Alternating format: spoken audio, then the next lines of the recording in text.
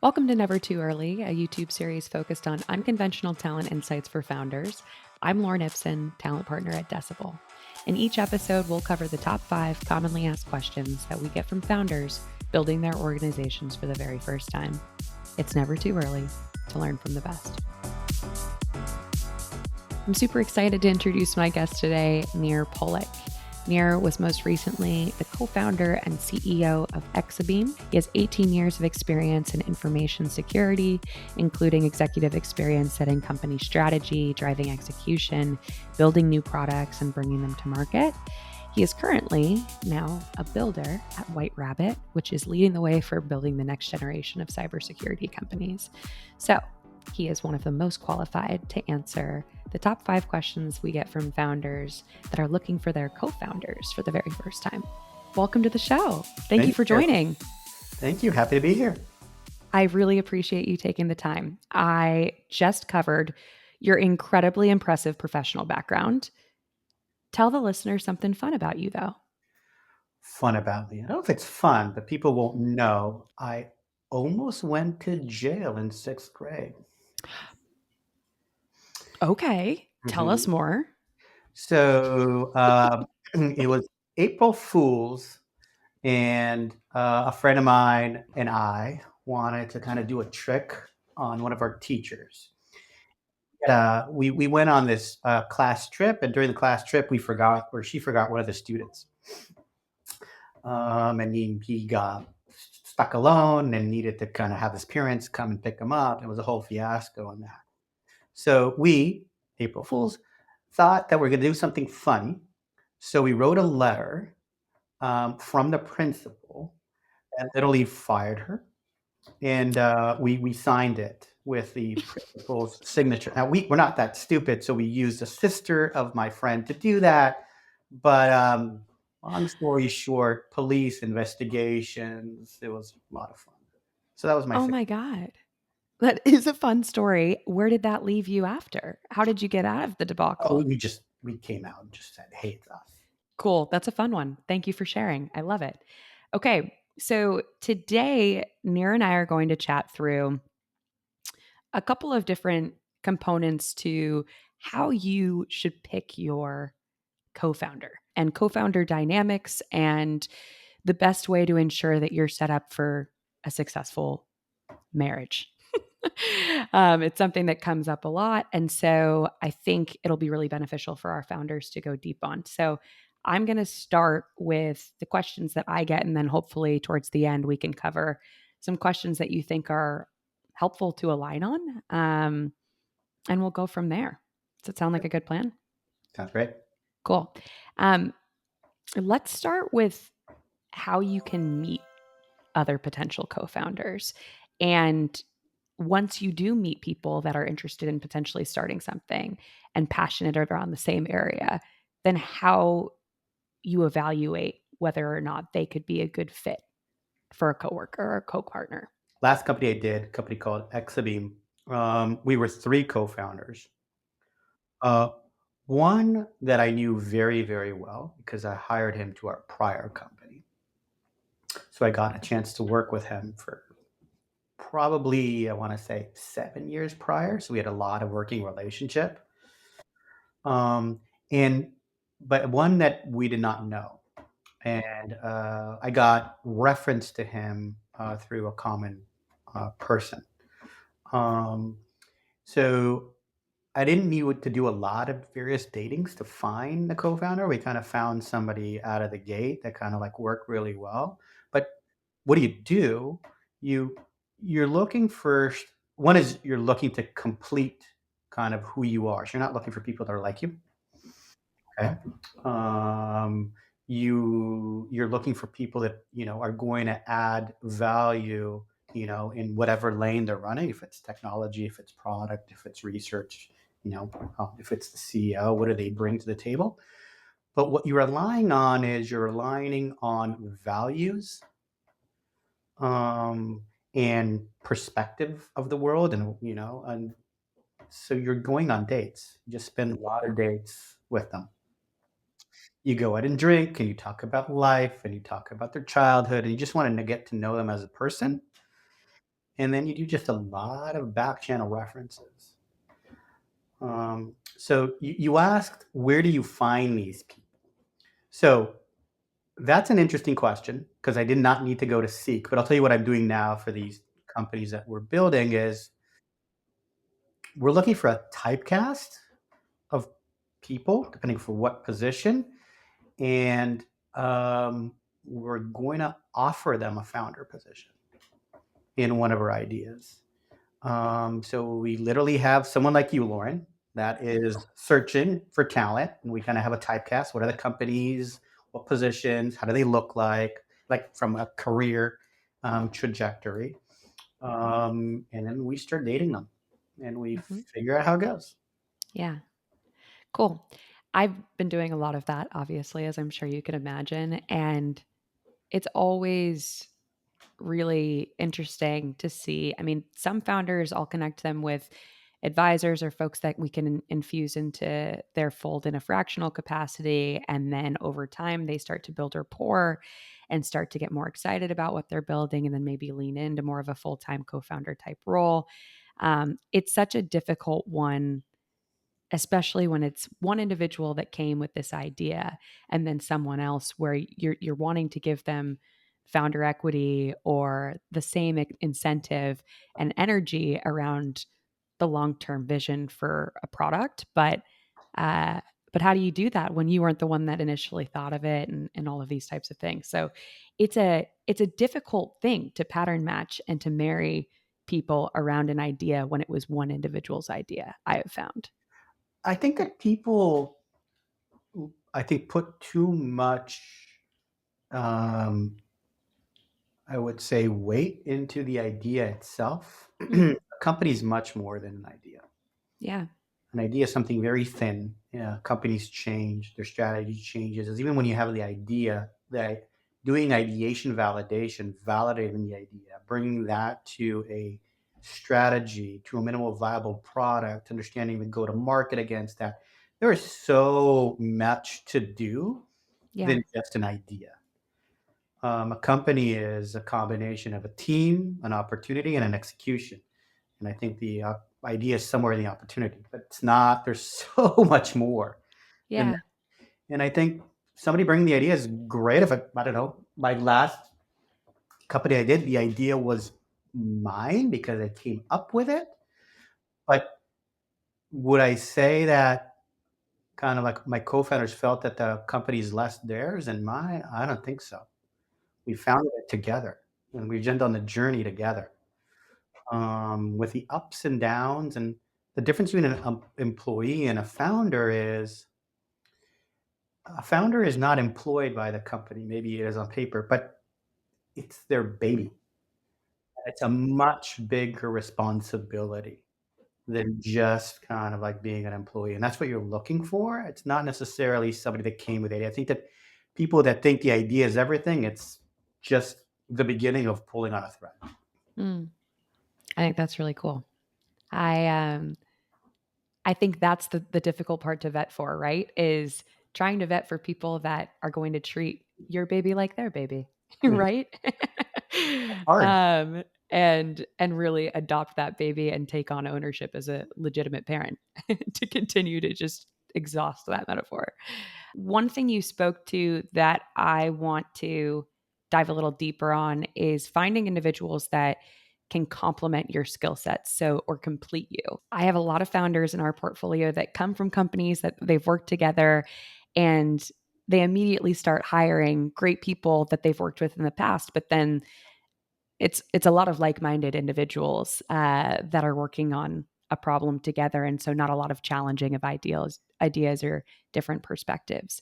So my question for you is, do you feel that it's more productive to have founders that are like-minded and really aligned on all of the same things, or to have someone come in that has a very, very different perspective than the initial co-founder?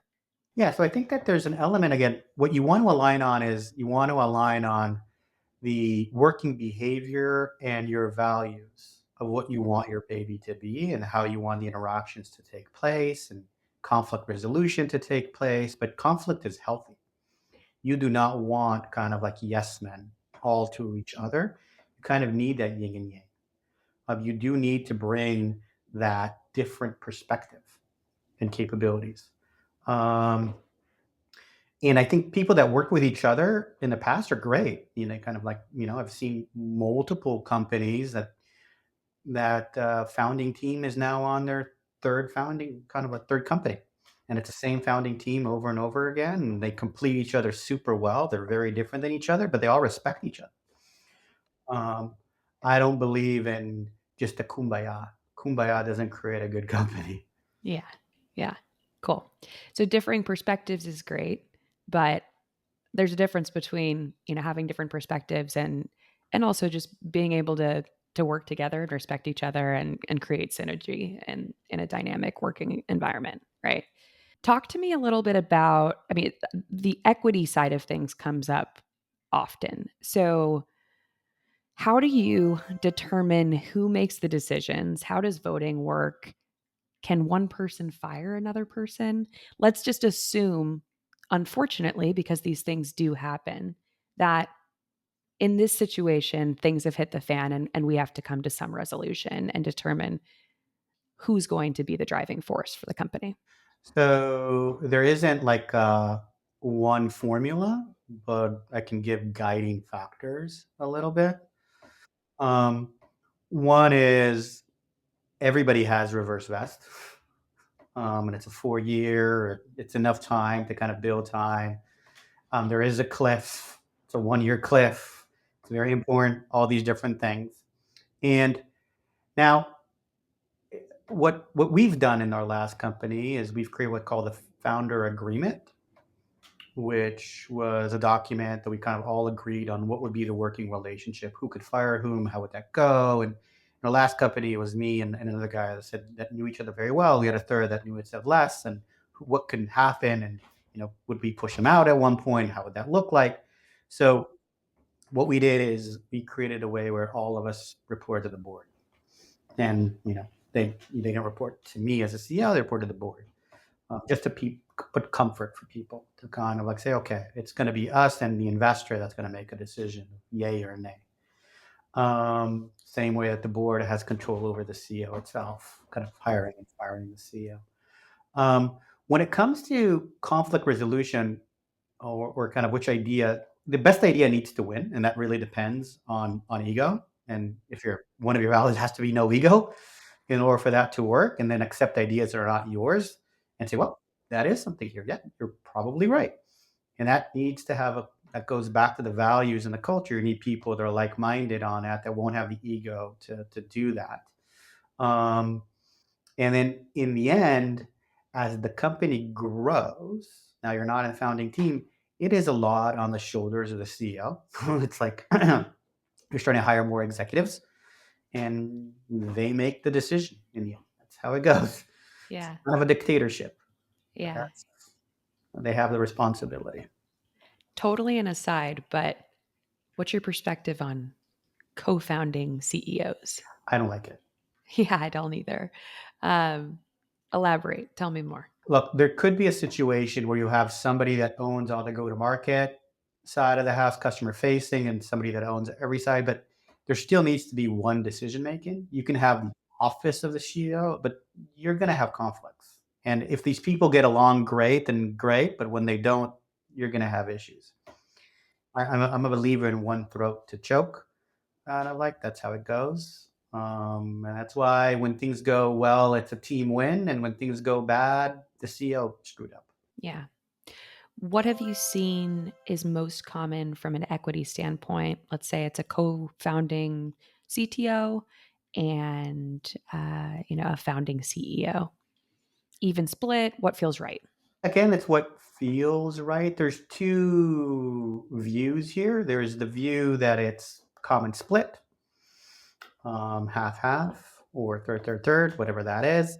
And there's a view as look, in the end is who's going to have much more responsibility and kind of like going to have much more burden. EO will have more, head of eng will have slightly less, and then you have a research even slightly less than that. So that's kind of how it goes. but um, I am not, let's say, religious about this, but I'm also not religious about kind of like, I think, if you win together, you win together and you're working together. Uh, I also think it's important, though, when you're doing these dates and kind of figuring out, it is a long journey. And as you said, you're talking about a minimum of 4 years together. It's important to also meet the spouses and the families to kind of really make sure that everybody understands that this is like they're going to give their life and soul to that because that's where the equity comes to play as well. Are there any questions that you think are really important to align on? You talked about, bringing in family or meeting other key stakeholders. But talk to me a little bit about the most important things that you think founders should be aligning on from a value standpoint, questions that they should feel similarly about. One that comes up a lot is like when to sell, if we sell, those types of things I think would be helpful to cover. You're looking for people that view the world in similar ways. Well, for us, it was no ego. It was super important to kind of be able to, for all the founding team, is because you just want the best ideas to win. And you need to create an environment that does that. The second thing was with regards to open communication. So just everything is on the table all the time, and we talk about it. Um, the third was kind of like teamwork, like always kind of like believing in we're doing things together. There's no this, they, him, her, that. There's us. Um, and the only what you want to do is like when you're hiring an executive, you want to do a lot of back channels. So you're not asking for references from Mm-mm. these founders. That's Yeah. meaningless. Yeah. You want to go back and you're sending a Lauren to say, "Hey, Lauren, I want the somebody that reported to them, somebody who's a peer of them, somebody that managed them," and then you want to know exactly how did they interact, not in the good times when the shit hit the fan. Mhm. What do they do? What do they do in stress? How does it look like? Yeah. What is your view about responsibility? Mhm. What, different political issues they may have faced in their career and how do they diffuse those? It's what you're trying to figure out. Um, and you want to do like 5 or 6 of those of different folks along the career to kind of like calibrate. I Uh, totally agree. yeah. Someone talked to me about how references are like your Instagram story or your own personal reel and how you want to be perceived. And then back channels are the photos that you're tagged in that you like want to untag yourself from sometimes, right? So back channels are where you really get to the core of who these people are as And what you executives. want to do is you want to confront the feedback you received with the founder. Mhm. And you want to see how do they interact once they've been confronted with this. Yeah, cool. I think that's great. Any other final tips, learnings of founder dynamics that you think are Well, really helpful? a journey of a company can be very long. Talk about selling or not selling. There's always opportunities along the way, and you want to make sure that you're aligned on them when the opportunities arise. But everybody has their span. Like some people are okay from 0 to 1, and others from 0 to 10, and others from that. And um, in the beginning, the founding team is just doing the 0 to 1, um, and they may not fit later on. They might not like what they've done later on. Um, and it's important to kind of keep that in perspective all the time. Because one's a founder, you still need to do the right thing by the company at every stage. So you kind of need, I wouldn't call it divorce, but you kind of need to separate sometimes when Mhm. time is right. Yeah, cool. This is all incredibly helpful.